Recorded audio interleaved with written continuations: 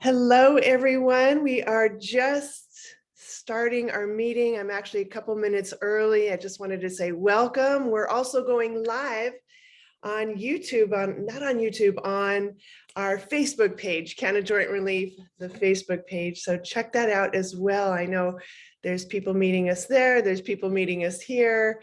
And like I say, we're a couple minutes early, so hang tight. I'm just getting used to this new Zoom configurations. For some reason, I thought you'd see my actual background, but you're seeing me on the PowerPoint presentation, which I think is pretty funny. Anyways, this morning we're going to be talking about cannabis, hemp, CBD. It really is just going to be a quick little snapshot of the differences, just distinguishing one from the other. What is it about? It could be pretty confusing. There's a lot of different names. There's a lot of different chemical compounds. There's a lot of information, as you may know. So I'm going to just simplify it, break it down a little bit, and see, what we could do about clarifying some stuff. My name is Julie Dennis Fox, and I am the founder and formulator of Canna Joint Relief.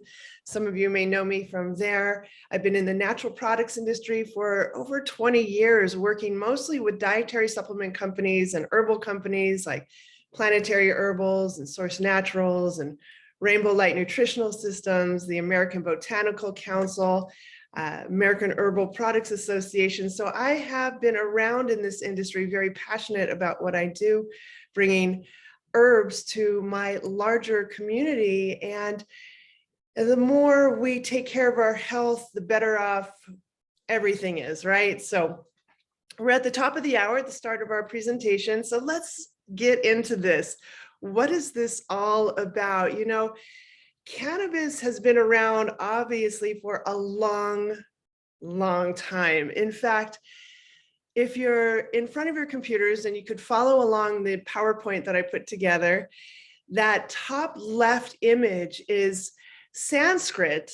This is written on hemp paper. It's from India. Sanskrit written on hemp paper. And it doesn't discuss cannabis or hemp or its usage, but it was written on hemp 220 BC. So hemp has been used a long time for its fiber, for its fuel, for its food. And then we look below that Sanskrit and you see the Ebers Papyrus. Now, the Ebers Papyrus actually does talk about the usage of cannabis for humans, and it does touch upon its usage as an anti-inflammatory. I'm not suggesting that we use it for that. I'm not a practitioner, so I don't treat or cure or mitigate disease here, just relaying this information. But I find it fascinating that this document written in 1500 BC is talking about the usage of cannabis by humans. So like I say, it's been around a long time. The Chinese pinyin, the glyph that you see on the bottom right of this slide, that's Dama. It's the Chinese word, and the glyph, the image for hemp, which has also been used in Chinese traditional herbalism for hundreds and hundreds of years.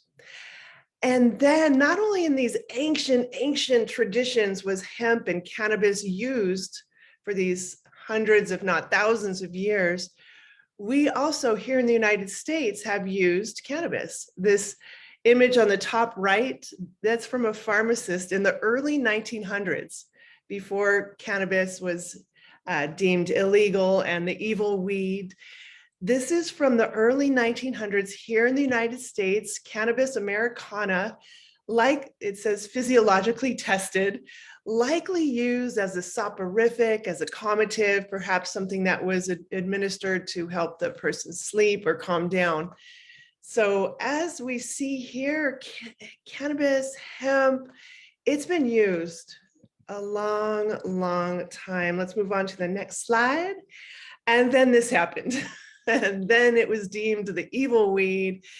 A variety of things conspired to make this happen. After all these hundreds of years of human usage, it was just a short sliver of time that it became illegal. it's coming back in favor, of course, as you know, we see it on shelf in its various different guises. But here it became the evil weed. And what happened was, in the United States, cannabis was, particularly hemp with its high fiber content, was highly valued. In fact, in Kentucky, at a certain point in the early colonial days in Kentucky, hemp was the most important money-making vehicle for that state. Hemp, it was used in fiber. Our own Constitution is written on hemp paper. The original American flag is made out of hemp. And in fact, in the early colonial days, if you owned land, if you were a landowner, then you legally had to grow hemp. So what happened was that at a certain point, synthetic fiber came out and about. It was cheaper to produce synthetic fiber than it was to produce hemp and to grow crops and all of that farming entails. And also tobacco became more of a profitable crop for the farms in Kentucky to grow. So a whole variety of things happened to make it eventually this evil weed. But like I say, it's been around. This was just a short period of time that it was deemed illegal. And here we see it, in, like I say, in all of its different guises. In fact, those hemp hearts you see up at the top left of the field, those hemp hearts from Manitoba Harvest in the early 90s, they're a Canadian company. And in the early 90s, they threw a lot of resources into allowing access to hemp seeds here in the United States. They were one of the first, if in fact not the first company to start selling hemp seeds legally here in the United States. Again, that was after working diligently, throwing a lot of resources into making that happen, making that switch. Before Manitoba Harvest, selling, using, growing hemp seeds was illegal. So we've come a long way. I think that was in 1994 that eventually we were able to start selling. We now have hemp hearts, we have hemp oil, we have hemp fiber back on our bodies and in our genes and whatnot. So it's taken a lot of heavy lifting to get to this point, and I'm certainly happy to be part of that progression in my own little way. We all do what we can, right? Disclaimer, this is a good time to talk about it. I'm not a practitioner. I'm an herbalist, granted, but I'm not a practitioner. I'm not here to treat, cure, or mitigate disease. I'm simply relaying information. And I always suggest if you're going to change your health protocol, please work with a qualified health practitioner. It's not me. I'm just relaying information, keeping it light, keeping it simple, keeping it quick and easy. So cannabis, let's create this distinguish. Well, not create it, but let's talk about how this is all distinguished here. Now, hemp and marijuana, as you may know, is called a lot of different things. Hemp is typically called hemp. They're both types of cannabis. You start with a cannabis plant, and depending on how it's grown and what it's going to be used for, some may prefer to grow the hemp, some may prefer to grow the marijuana. And why is that distinction? Now, hemp, because it's so high in fiber, I'm going to show you a photograph of it in a moment, but it's so high in fiber that it's often grown throughout these now generations for its fiber. And all of the uses that we could get from it, now we know we could get seeds, we could get fuel, we could get oil, we could get the chemical compounds like CBD. So like all plants contain hundreds of different chemical compounds, and CBD is just one of them, found in hemp and in marijuana, but typically today we find it CBD higher. The content in hemp is higher of the CBD than it is in marijuana. Marijuana is often grown these days for the bud. That's what people like about marijuana. This is what we find in dispensaries. Now, hemp, you'll find in the retail stores, typically marijuana, you'll find in the dispensaries if they are legal in your state. So here we have it. This, I wonder if I have a little marker here. I just wanted to point out in this image that you could clearly see these florets. I don't know if you could see my circling pointer here, but the florets of the marijuana plant, again, is what you're going to find in a dispensary. You're not going to find that plant material in a retail store unless it has gotten there illegally, illicitly. You know, a lot goes on behind the scenes in raw materials.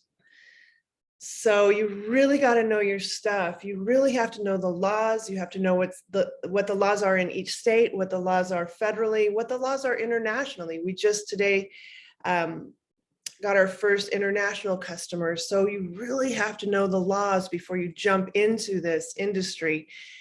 This is a couple photographs of the hemp plant. Beautiful. It almost looks like bamboo, although it does have that typical cannabis leaf that we know, that motif that we're so familiar with these days. Very high in fiber, very high in the CBD as well. Very different looking. Now, just a couple little notes here on THC and CBD and where they are found in each of those plants, cannabis, marijuana, hemp. To have a product on the retail shelves in a natural product store or in a mass market store, even as it's appearing today, to have a CBD product on shelf in a retail store, you legally must have 0.3% or less of THC. Now, THC, as some may know, is that chemical compound that actually gives people that high feeling. So if that CBD product is found on a retail shelf, it legally must contain a minute amount at most of THC. And you have to get that ingredient tested before you could confirm, yes, this raw material is sufficient and abides by the government regulations. Testing is critical. You don't want to have a high THC product on a retail shelf and have a customer innocently buy that product and then feel those negative effects or those effects that they may not want. Again, dispensary, retail, they're two different customers. There are two different types of products that you'll find on those shelves. And THC, I don't know if I mentioned it, but that is typically found in the marijuana, as it's called. We're heading into the final moments here. These little short monthly health tune-ups for me go by very fast. For you, it may seem like a lifetime, but for me, they're lickety split. So CBD and the endocannabinoid system, you know, in any one of these slides that I'm talking about, any one of these categories I'm talking about, volumes have been written. So I'm not going to get into into depth of the science, of the research, nothing like that, but let's just touch upon this, shall we? CBD and the endocannabinoid system. Now, the endocannabinoid system is found from your brain to your feet, to your hands, to your heart, throughout the body. This image you're looking at right here, if you're in front of your computers, is actually the network of the nervous system. It's not the endocannabinoid system. But that endocannabinoid system is like this network that goes throughout our bodies and it triggers certain reactions. It helps maintain, as they say, homeostasis. Now, again, we're learning a lot about CBD and the endocannabinoid system every day. So just know that it helps maintain overall health and well-being. And CBD, that chemical found in the hemp plant, actually interacts with this endocannabinoid system. So if we don't have enough of our own internal CBD, then if we supplement, it may help support that homeostasis, according to the emerging research. And we have options. We have full spectrum CBD, there's broad spectrum CBD, there's isolates. Again, let's just break it down for a moment. Isolates is just that. It's wherein the chemical compound is extracted out of the plant, and all that you have is that isolated chemical compound, the CBD. You know, we use this all the time in the dietary supplement world and in the pharmaceutical world. In fact, if you were to look at theanine, theanine is a really popular chemical compound found in many dietary supplements. It helps support a calm demeanor. It helps calm us down. Theanine, it's called. That is an isolate from green tea. Certainly, if you were to drink your green tea, I don't know if you could see my cup here, it's got green tea in it. If you were to drink your green tea, you're going to get a full spectrum of chemical compounds in that tea. But I gotta say, I also like to take a little theanine now and then, especially, for example, when I'm going to hop on an airplane, which I don't really like to fly. So little theanine, the isolate, a little CBD can go a long way. And then we have full spectrum. We love full spectrum. Again, the example of the green tea. When I drink my green tea, I get a full spectrum of health supporting chemical compounds that I'm drinking.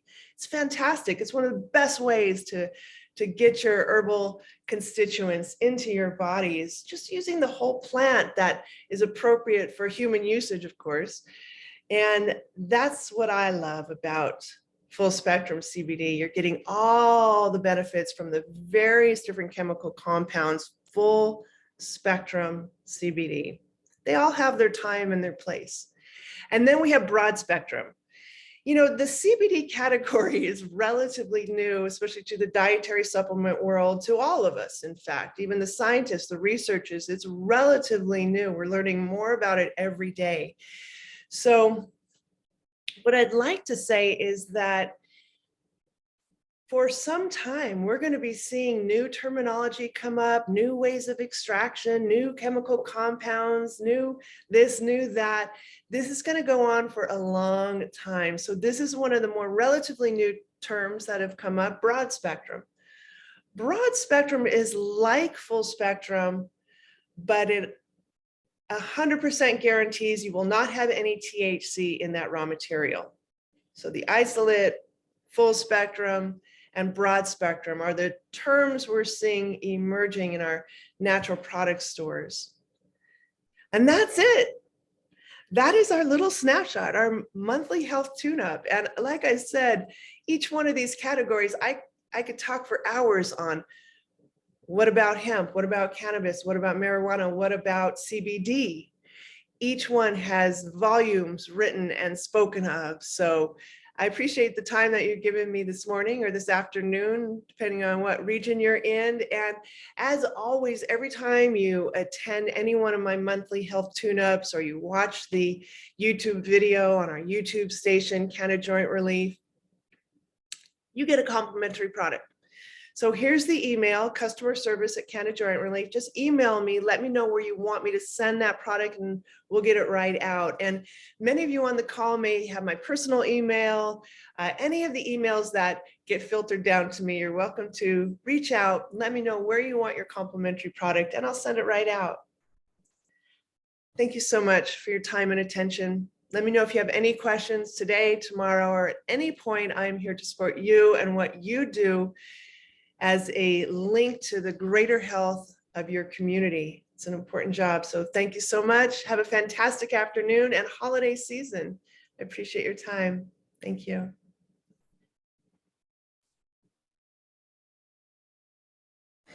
Thank you. Have a great day, Julie.